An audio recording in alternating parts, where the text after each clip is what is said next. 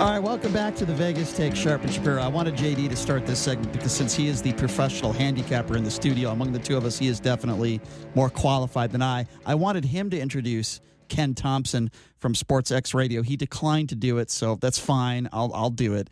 But the guy we have with us on the line right now, you obviously listen to his show. He does a fantastic job here, 8 to 10 p.m., Monday through Friday, sports handicapping wizard. And, of course, you can listen to him tonight as well. None other than my man, Ken Thomson, joining us to break down a little college football. Ken, how's it going, man? Shappy, man, always good to be on with you and Sharp, but where's our lock of the day? Where is Chris Luz when we need him? Ken Thomson is referring to our friend who joins us every week, Chris Wynn. Ken Thomson refers to him as Chris Luz because he just cannot win a bet. I would agree with you, Ken. I think everybody knows at least one or two people in their life, like the bad luck guy, and there's no question Chris Wynn, or as you like to refer to him as Chris Luz, is certainly that guy, right? Yeah, if he would just go against the Lions and the Tigers as home teams, man, he'd be rich. Fair enough. Before we get to the national scope of college football and what's transpiring here in the next few days, let's start locally. We have to do that, right? Let's start with UNLV football. You're a fan of Tony Sanchez, as am I. I think he's a really good guy. I mean, I'm more of a fan of him as a person. He's a really good guy. Of course, we both respect what he did at Bishop Gorman. But as we all know, he has to make a bowl game this year or he's out the door. I don't care if the Fertittas are throwing $10 billion at the program. He's not going to be there, and Francois is going to fire him. So, obviously, this is a game on Saturday, and I don't even think the spreads are even out yet. I think, the consensus was 24 against Southern Utah, which is a pitiful, awful football team. But Southern Utah came in here, and they just whipped UNLV back in 2011, I believe. I think that was the year that it happened. So UNLV can't take them lightly, right? No, there's no question. And by the way, I will say this. If the Fertittas threw $10 billion at UNLV, Francois out the door, and forget about it. Tony's there for life. You're probably right. Line. You're probably right about that. I was exaggerating a little bit. You're right. And Gruden's a new AD. Not only the Southern Utah loss, back 7-8 years ago, but also the loss to Howard a couple of years ago as the biggest favorite or whatever. So Yep. Tony's not looking past any games. And I talked to him about that. He says we truly have that one game at a time cliche. He goes, I know it's a coach's cliche, but some of those guys are still here that were at that Howard game and remember that humiliating loss. So they're going to be focused, and then they get Arkansas State. And although UNLV is going through tough times, offensive coordinator Barney Cotton waiting for a heart transplant back in Omaha, I mean, same thing goes for Arkansas State. Blake Anderson, their coach, not going to be with the team because he has lost his wife unless he decides to, be reinstated with the team. But he's let the defensive coordinator, Duggan, take over there. So those two games must win before you go and start taking on some of the big boys. But I really think this team can win 7 games. And I know people go, Thomson, you're just a glass-half-full guy. But they were missing Dadashian on the defensive line last year. He's back. McCoy. I mean, it's the defensive side of the ball that needs to make some stops. They need to come up big, and they need to get some pressure on the quarterback, kind of like the Raiders. Raiders needed to, build up that defensive line and that prowess to get in and get some pressure on the quarterback. UNLV needs to do the same thing. And then they've got to take care of business and keep Armani Rogers healthy. We had Bernie Fratto on yesterday. He said 4-8. No, that's Bernie. Bernie's he's a Michigan State guy. So, but you listen, I get that. I mean, the schedule is not easy. And in fact, UNLV has a tough Friday night game against Fresno State up there off 6 days rest. So the schedule is definitely not easy for the Reds. Like you give him, he's got to be bowl eligible. Doesn't have to make a bowl game because there's been 6-6 teams that haven't made it. It could come down to the Reno game, but there's some winnable games, against some teams that I don't think are as good as a lot of experts. And we see some of these teams year in, year out that people are prognosticating. They're putting a lot into it and doing all their homework. And at the end of the day, at the end of the year, some of these teams just don't pan out. But when you look at Boise State coming in here week 5 after the Wyoming game. So I'm just saying, let's say we lose in Evanston to Northwestern, which is definitely probable. So you're 2-1 there. You have to beat Wyoming because to go to Laramie and get good weather, that's a rarity. But when you go at the end of September, it's a lot better than going there in late October or November. So you have a chance to win there, and then you get Boise State here. Now, Boise State will be coming off a bye, but you can still be competitive. They still have a new quarterback. They're breaking in a freshman against Florida State tomorrow. Their defense pretty good, but they also have a new running game as well. So as good as Harsin is, he's not Chris Peterson. So you can't just put an L next to that game. You got to take one game at a time, and hopefully UNLV will be 3-1 and have some momentum going into that game.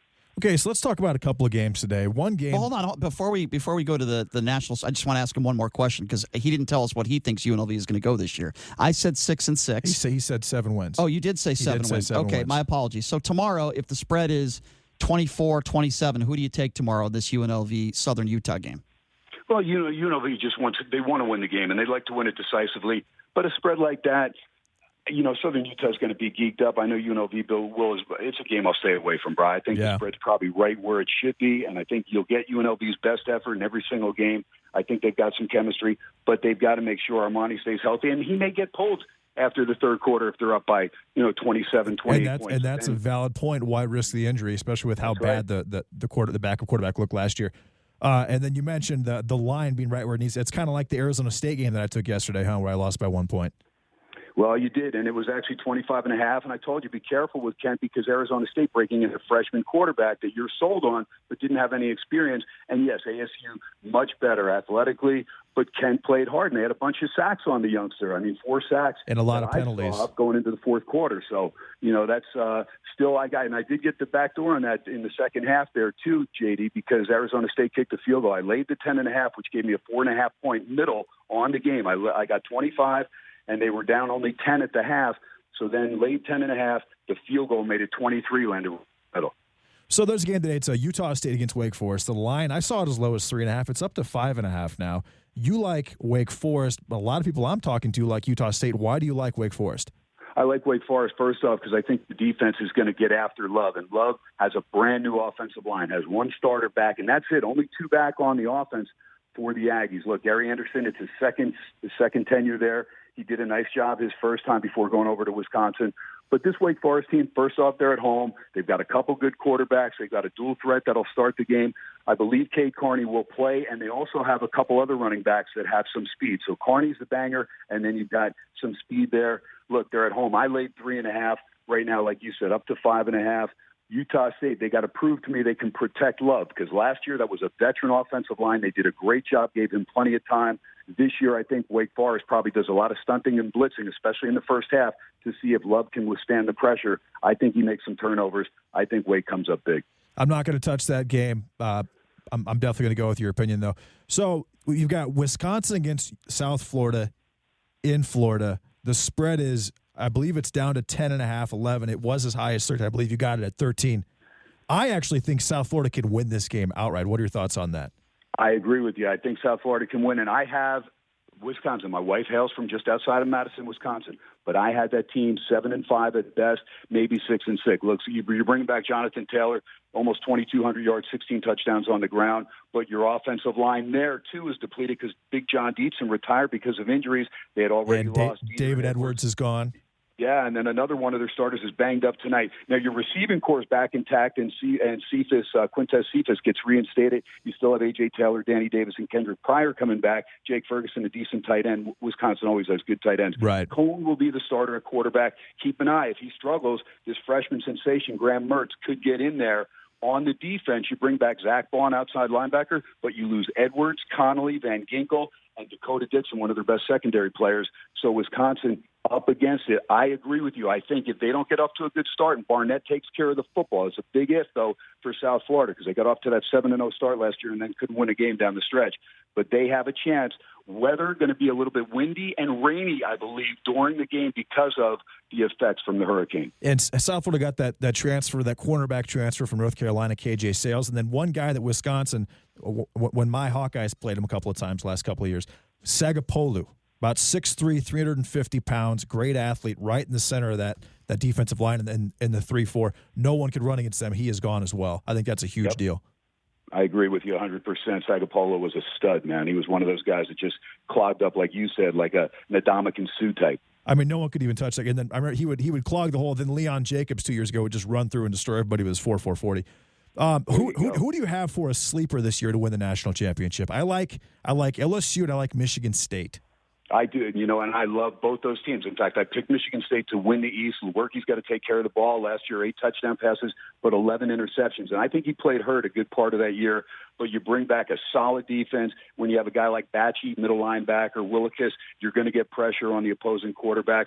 I'm not sold on Michigan yet. I know a lot of people like Shea Patterson coming back, but you lose both running backs. You bring back decent receiving core, but you lose Bush, Geary, Winovich on the defense. That's going to hurt. Ohio State, Ryan Day, he's going to have to prove it to me. Lost 4 or 5 on the offensive line. Justin Fields, everybody's touting this guy as the great quarterback. Look, the guy hasn't thrown a freaking pass yet in the Exactly. game. Let's see how good the guy is under pressure. Ohio State, I think they're going to lose a couple games. Their win total's 10.5. I took the under there. They do have J.K. Dobbins back. I love him big time, but you lose Paris Campbell, you lose McLaurin and Dixon. Defensively, you lose Draymond Jones, you lose Nick Bosa. So a lot of question marks on the Buckeyes. You know, and I agree with Shea Patterson. One thing that Shea Patterson, Kyler Murray, and Tua Tagovailoa have in common is I never see them step up in the pocket ever. And when they get pressured, they just run around the corner and they throw the ball off their back foot. I don't think that those guys are winners, in my opinion. How big of a loss for Alabama is Dylan Moses, who was probably a top 10, top 15 pick going down for the season, along with Joshua McMillan? That is an absolute major loss. In fact, that's the one guy on their defense they could ill afford to lose. I agree. The reason being, he is the signal caller. And when you lose your signal caller on defense on a Tuesday prior to the game, now I know it's a Duke team that lost a ton. They have a fifth-year senior that's going to quarterback, but, you know, they're going to have to rely on a decent running game to try and stay in that game and cover what was 35 down to 32 or 31.5. But it's a Bama team that not only loses – you know, Moses, they had already lost McMillan and other linebackers, so they are really depleted at the linebacking core, and that's why I give, you know, Clemson an edge overall right now. But I was not impressed with Lawrence last night. I was neither. It was, you know, an easy game against Georgia Tech. You look at his stats, 2 interceptions. When he gets pressured, and he will get pressured, you trust me, September 14th, when he goes to Syracuse, he will be under duress, and if he makes mistakes like he has against Syracuse, he got tattooed there last year at Death Valley, I'm telling you, the Cuse on September 14th with Dino Babers is live for an upset to take down Clemson. And, you know, you just never know. And keep an eye on South Carolina at home against Alabama. They will not be intimidated. And you got Bentley now, a fifth-year quarterback. You have Dowdell and you have Tavian Feaster who transferred. Yeah, running is back Feaster playing this year? What's that? Feaster's playing this year? I thought he was going to be instated. That's what I had heard. That's huge. He's a burner. If you're just joining us, Sports 6 Radio's very own Ken Thomson does a show here Monday through Friday, 8 to 10 p.m. By the way, a quick reminder coming up here at the bottom of the hour, we're going to have a couple performers. Calm down, Ken Thomson, not that type of performer. We're going to have the ladies from WOW, a couple performers, the Vegas Spectacular, great show on the Las Vegas Strip, and we'll be giving some tickets away coming up at the bottom of the hour. But as I mentioned, Ken Thomson joining us on the line. Okay, Ken, I want to ask you some very basic questions to the Wait, hold on, Chappie. Yes. Before you get going there, I mean, you're talking performers. Now, how do you always get those types of performers in studio? Like these other people, I mean, sure, have an audio stop in, and that's okay for ratings and all that. But you always make sure, if you have anybody involved in the strip world or this, that, they are in studio all the time. Wait, what do you mean the strip world? What does that mean? Are you talking about the Las Vegas Strip, or are you talking about strippers? That can mean two different things. I meant strippers, that's right. Yeah. Okay. Well, you know, JD's been talking to a very famous porn star on our social media. JD, would you like to share who that is? We're going to have Tabitha Stevens in studio. She's made about 500 appearances on the Howard Stern show. Yeah, probably the next maybe 2 or 3 weeks. That's what we love about doing our show. One day it could be Michael Avenatti and Tom Arnold on the line, and the next day Ron Jeremy might be in studio. You never know. So that's what we like to do. And then we got Ken Thomson on the line. I did meet Ron Jeremy. Yeah, I saw that. I got his phone number, and we've had a little bit of conversation, but it really hasn't gone anywhere. No, that's very unfortunate. I haven't been able to close him. I'll work harder. All right. Well, listen, if you're on the same football team, I'm sure you'll be able to start a conversation in the locker room. I'm sure you could. I want to ask you about that real quickly. Speaking of football, we've had players that have, for lack of a better term, come out of the closet, a few more recently. But these players are not on NFL contracts. They're trying to get on an NFL team. What do you make of these players doing that, number one? And number two, do you think they're doing it because they just want to be free and be open, or are they doing it maybe to help their career and try to get an NFL contract and get their name out there? No, with this guy, you could be free and be open. I mean, nobody knew who the heck you were till you freaking came out and did this. I mean, right. Realistically, I mean, and you talked about Kaepernick, same thing. And I think when he initially, took the knee, maybe he didn't realize, everything that was going to, come out of that. So a lot of times Brian, that's the thing. I mean, in radio today, especially as a radio host, whether you're sports, whether you're politics, whether you're everything like you guys, you have to be so careful to not say anything that offends anybody, or next thing you know, you've got people picketing, you got this, you got that, you got emails, you got this. So it's really hard to state sometimes how maybe you truly feel. And so I think a lot of people are kind of on the fence about that because they do have to worry. And you see sponsorship going by the wayside, this and that. You don't know who's in charge of what. So I just choose to stay away and just say, you know what? Whatever. It is what it is. Read about it. You'll get plenty of opinions on it. And I just kind of stay away and stick to sports because I know that's what people, when they listen to my show, they're interested in the gaming, the game within the game, right. And they're also interested in the information because we try to get into sports to stay away from the everyday. Well, and let's be honest, Ken, we can make people money. Oh, well, I agree with that. I mean, that's what I do, man. I mean, that's what you do. I mean, and we love it. And I'll tell you what, JD, usually when you and I agree on games, pretty good stats there. I agree with that. So one thing I wanted to bring up, and you and I talked about this off air, but why on the front page of ESPN is this story about this player coming out as homosexual and not the fact that you have the top two teams in college football? The opening weekend of college football is happening this weekend. Why is that not the top story in ESPN? Why are they choosing to go the route of, okay, it's a football-oriented article, but it's based on these guys are homosexuals? Why are they not focusing on the actual game itself? And that's the thing. I mean, Brad Powers tweeted that out. He goes, are you kidding me? Clemson, the defending champs, opening at home, and you don't even have anything about college football on the opening page. This is what you choose to do. So a lot of folks saying, ESPN is a far left network now that'll put a lot of stuff up there that's just, just trying to grab headlines the other way. I don't look, like I said, I'll stay away from that. I'll use each sports website for what I want to take from it, and same thing on the handicappers side of stuff. I try to be Switzerland, man. That's it. I try to be neutral. Well, let's be clear here. Have you ever seen someone coming out of the closet that's on a $60 million contract that is a superstar on a team? Because they're out there, and there's nothing wrong with that. But the point I'm trying to make is, why is it you don't see these superstar athletes, and even an athlete that's on maybe a 4-year contract, coming out saying, hey, listen, I'm gay or I'm bi? Usually, not all the time, but usually it's somebody like this player who's struggling to get into the league. Or Michael Sam. Yeah, I do find that kind of interesting, Ken. Brian, I lived in the Palm Springs area for about 8 years, and there's a large gay population there. And I knew a lot of gay guys that said, you know what? We don't, we're not the guys that, are speaking with the lisp, or we're not. In fact, sometimes we get offended by guys that come out and try to make it that they are gay, that are so out there like that. We are just attracted to men, but we go and we live our everyday life, and that's what we do. And we don't try to draw attention to ourselves. Yeah. We are who we are. And so I have great respect for that. I said, you know what? It is what it is. It's like, I judge each person for who they are. If they're a good person or a bad person, I don't care if they're white, black, green, purple. I don't care if they're gay, straight, bisexual, trisexual, pansexual, whatever the hell they are. They can't be orange, though. They can't be orange, right? What about bald? Well, Shapiro, I deal with you, and I try to save you, man, from those gashes running down your head. Have you improved on your shaving of the scalp? It's terrible. Let me tell you something, man. Not that anybody cares about my shaving habits, but it is not fun to shave your head, and sometimes I go weeks, sometimes months without shaving my head, and it's a disaster. I look like a clown. It's not good. It's not fun. You got all those hats, though. You got all those great hats. He has a great hat game. Also, he's wearing a circus shirt right now. So that statement hey, listen, was a little ironic. There's nothing wrong with wearing a comp shirt, okay? I've seen you wear comp shirts all the time. Absolutely. Yes, 100%. You should be wearing a Sports X radio shirt. That's what you should be doing. If I had one, I would, but no sleeves, though, Ken. I need no sleeves. That, buddy. Most of mine, the sleeves get cut. I'll bring you a silver and black state shirt today. I appreciate that. All right, Ken, last question before we let you go. By the way, how was that beer? Beers were good. All beers were good. We found one, though, that's going to be it, JD, and you and I will be talking about that. That'll be a good time. All right, perfect. All right, Ken, last question before we let you go. JD barely gave me enough time to ask this question, but that's okay. I want you to plug your show. Tell people where they can find you, what time, and how do they find you on social media. Yeah, social media at Ken Thomson 87. There's no P in Thompson at SportsX Radio. Follow the show there.